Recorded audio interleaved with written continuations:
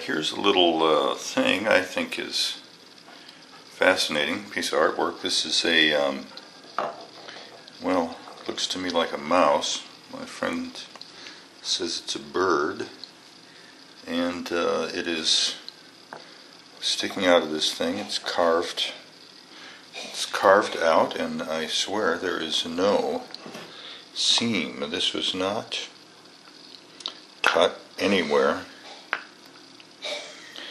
and put back together.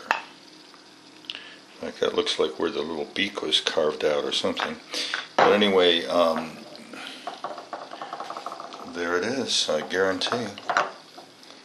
It was actually bored out of there somehow. And I think it's very cute, by golly.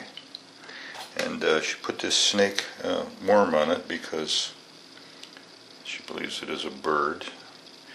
And so there's a worm. There you have it.